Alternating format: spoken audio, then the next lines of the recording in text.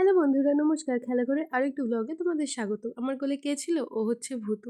যাই হোক, আজকে আমি কি বানাবো? আজকে আমি বানাবো গাজরের হালুয়া। তো চলো কি করে বানাচ্ছি দেখিয়ে দিই। এখানে আমি ১ কেজি পরিমাণ গাজর নিয়েছি এবং আজকে আমি রান্নাটাতে ব্যবহার করব ১ কেজি গাজর এবং ১ কেজি গাজরের জন্য ১ কেজি পরিমাণ দুধ।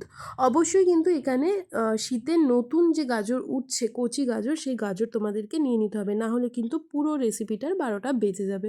তো যাই হোক, বেশি বকবক না করে চলো ঝটপট তোমাদের সাথে দেখিয়ে দিই কীভাবে কী করছি। চলো দেখতে থাকো।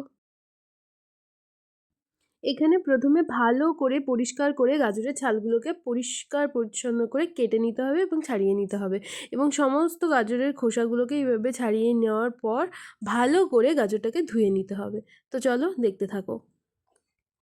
দেখো, এখানটাতে খোসাগুলো ফেলে দিয়েছি। ব্যাস, এখানটাতে গাজরগুলো ভালো করে খোসা ছাড়িয়ে নিয়ে নিয়েছি। এরপর তোমরা এটাতে ১ বালতি জল দিয়ে দেবে, দিয়ে ভালো করে এটাকে ধুয়ে নেবে। এরপর বেশ খানিকটা কাজু কিশমিশ নিয়ে নিয়েছি। দেখো, এটাকে ভিজিয়ে রাখবো। কাজু কিশমিশটা ওদিকে ভিজতে দিলাম, এদিকে এবারে গাজরটাকে গ্রেট করে নেবো। দেখো, তোমরা এখানে কুচিয়েও নিতে পারো বা এইরকম একটা ঘষানি দিয়ে ঘষে নিতে পারো। ঘষে নেওয়াটা বেস্ট হবে, এতে করে গাজরগুলো সব কটা সেম মানে আকৃতির হবে, মানে কী বলবো, কাটাটা সেম আকৃতির হবে, ঠিক আছে?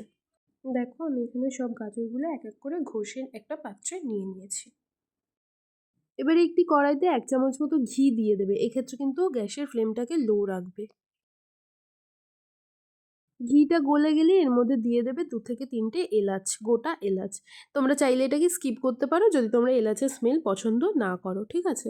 আমি ভালোবাসি, তাই জন্য আমি এখানে ৩টে মতো এলাচ নিয়েছিলাম। এলাচটাকে হালকা আঁচে একদম ব্রাউন করে ভেজে নিতে হবে। আর ব্রাউন করে না ভাজলেও চলবে, আমি ভেজে নিয়েছিলাম, তোমরা না চাইলে না ভাজতে পারো, ঠিক আছে? তারপরে এটা ব্রাউন করে ভাজা হয়ে গেলে এর মধ্যে ওই ভিজিয়ে রাখা কাজু কিশমিশটা দিয়ে দেবে এবং এটাকেও একটু হালকা ব্রাউন করে ভেজে নেবে।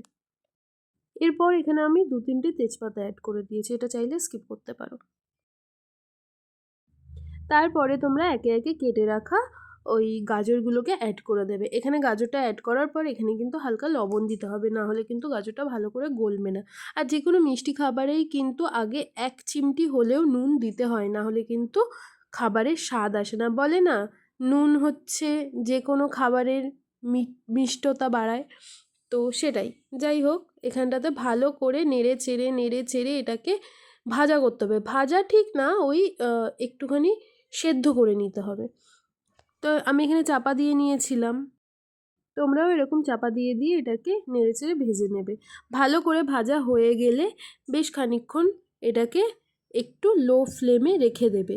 তারপরে এর মধ্যে তোমরা অ্যাড করে দেবে চিনি, স্বাদ মতো চিনি। আমি এখানটাতে কিন্তু ১ বাটি চিনি দেবো। দেখো, তোমরা দেখতে থাকো, আমি এখানে চিনি অ্যাড করব।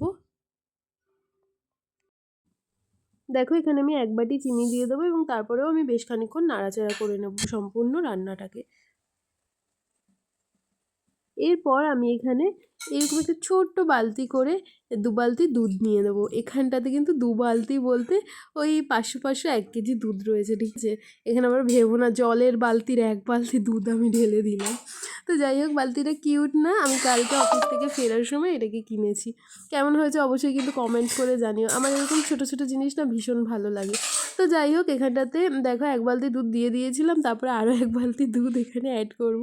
শুনতে কেমন অদ্ভুত লাগছে না? তো দেখো, এখানে আমি আরও ১ বালতি দুধ এখানে অ্যাড করে দিচ্ছি। দেওয়ার পর আমি কিন্তু প্রায় ওই কড়াই, ফুল কড়াই বলবো না, অল্প একটু বাকি ছিল ফুল কড়াই হতে, এরকমই কনসিস্টেন্সিতে দুধ দিয়েছিলাম, ঠিক আছে? তো যাই হোক, এই রান্নাটা হতে কিন্তু অনেকটা সময় লাগবে, কেন কিনা এই পুরো দুধটা শুকাবে, তারপরে কিন্তু রান্নাটা কমপ্লিট হবে, ঠিক আছে? তো দেখতে থাকো ভালো করে। এই ক্ষেত্রে কিন্তু গ্যাসের ফ্লেম লো রাখবে এবং বারবার নাড়াচাড়া করতে হবে, না হলে কিন্তু রান্নাটা লেগে যেতে পারে তলায়। এখানটাতে দেখো আমি আধা ঘন্টা ধরে এরকম নাড়াচাড়া করে রান্নাটা করার পরে এরকম দেখতে হয়ে গেছিলো। আমার বাড়ির লাইট এমন অদ্ভুত না, বিভিন্ন অ্যাঙ্গেলে ক্যামেরা মানে রান্না করতে গেলে বিভিন্ন রকম দেখায়। তো যাই হোক এটা একটুখানি মানে অ্যাডজাস্ট করে নিও আমার সাথে। যেহেতু আমার চ্যানেলটা একদম নতুন আর আমি নতুন, নতুন ভিডিও করছি। তো যাই হোক আশা করি আস্তে, আস্তে সব ঠিক হয়ে যাবে। এখানটাতে আমি খানিকটা কাস্টার্ড পাউডার ইউজ করেছি।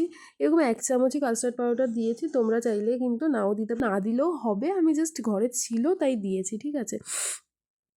তো এইভাবেই কাঁচাটা দিয়ে নাড়িয়ে চাড়িয়ে নিয়ে এবারে নামিয়ে নেওয়ার পালা। আর একটু শুকাবো, শুকিয়ে গেলেই আমি নামিয়ে নেব। দেখো এরকম হয়ে গেছে, একটু থকথকে হয়ে গেছে। অনেকটা দুধ দিয়েছিলাম, পুরো 1 কড়াই। দেখো এখানে আমি নামিয়ে নিয়েছি। নামিয়ে নিয়ে একটি এরকম সার্ভিং বোলের মধ্যে দিয়ে নিয়ে নেবো নামিয়ে। ব্যাস হয়ে গেল।